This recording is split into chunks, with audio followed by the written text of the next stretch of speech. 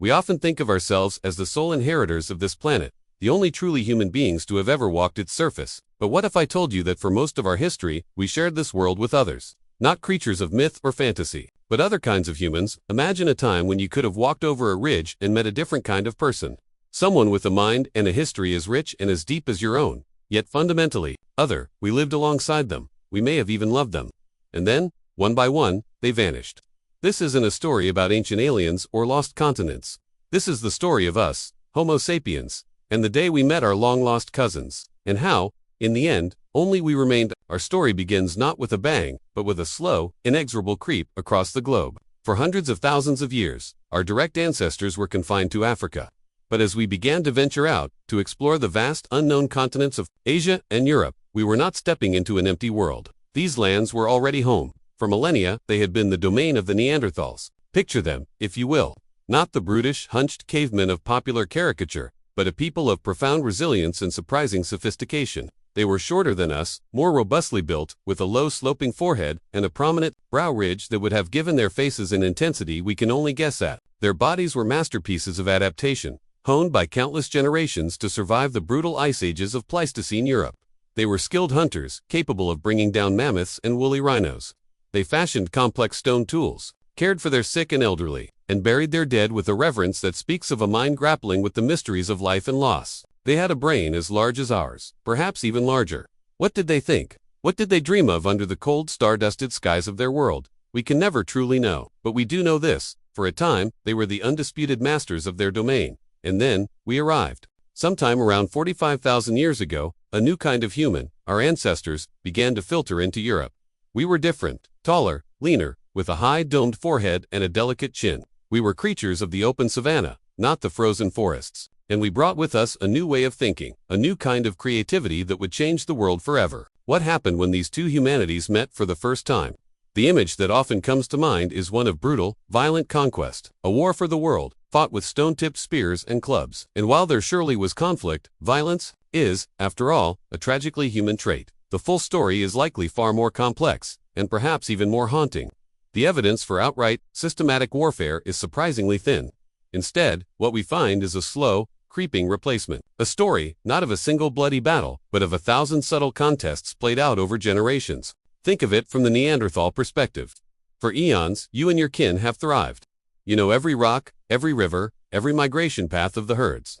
Your way of life is dictated by the rhythm of the seasons, a pattern unchanged for 100,000 years. Then, these strange, lanky newcomers appear. They look different, they sound different. Their tools are finer, more varied. They create things you've never seen before. Delicate bone flutes that fill the air with haunting melodies, intricate personal ornaments, and most astonishingly, they paint. Deep within the earth, in the sacred darkness of caves, they conjure breathtaking images of the animals they hunt, images so vivid they seem to leap from the rock. How would you react? With fear, with aggression, or perhaps, with curiosity? The genetic record tells us a fascinating, and deeply personal, part of this story. Most humans living outside of Africa today carry a small percentage of Neanderthal DNA in their genomes. Let that sink in. This isn't a metaphor, it's a literal, biological inheritance. Somewhere, in the distant past, a Homo sapiens and a Neanderthal met, and they had a child. And that child had children, and so on, down through the millennia, until that ancient encounter is written into the very code of our being. These weren't just isolated incidents, they happened multiple times, across different regions.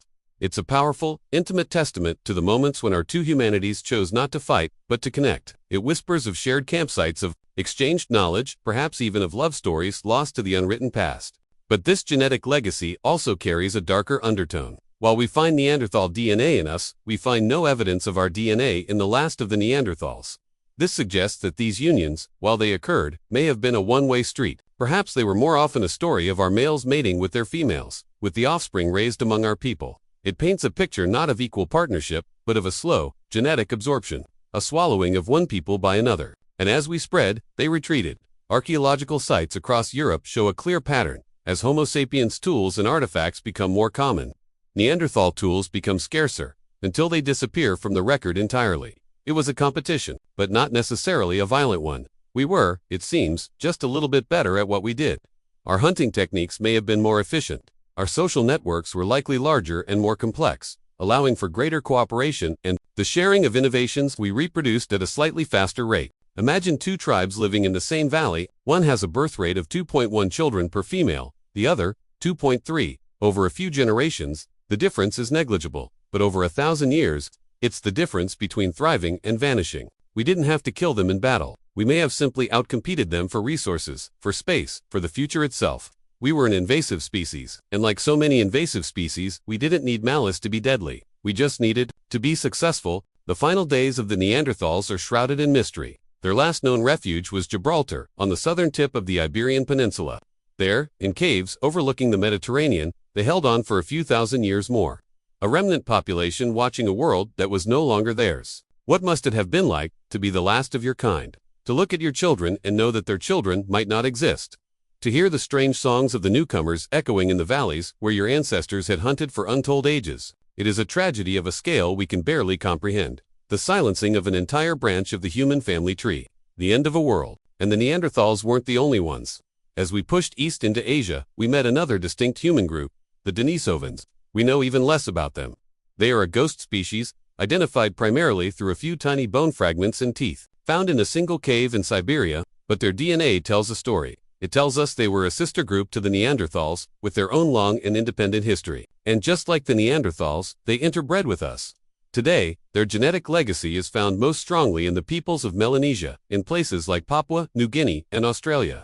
This hints at a vast, lost world of human diversity across Asia, a world we are only just beginning to uncover from the faintest of genetic whispers. And like the Neanderthals, the Denisovans too, are gone. And what of the others? The diminutive Homo floresiensis in Indonesia, nicknamed the Hobbit, who seems to have survived until as recently as 50,000 years ago. Did we meet them too? Did their disappearance coincide with our arrival on those islands? The evidence is still being debated, but the pattern is chillingly familiar. Wherever we went, the other humans seemed to fade away. This is the uncomfortable truth at the heart of our origin story. We are the last humans standing, not because it was our manifest destiny, but because we were ruthlessly, perhaps even unintentionally, efficient. Our greatest strength, our adaptability, our creativity, our boundless capacity for cooperation and innovation was also the deadliest weapon ever wielded on this planet. It was a power we held, and in the face of that power, every other form of humanity was ultimately extinguished. There was no grand council of Homo sapiens that declared war on the Neanderthals. There was no edict of extermination. It was the result of countless individual choices, of countless small advantages,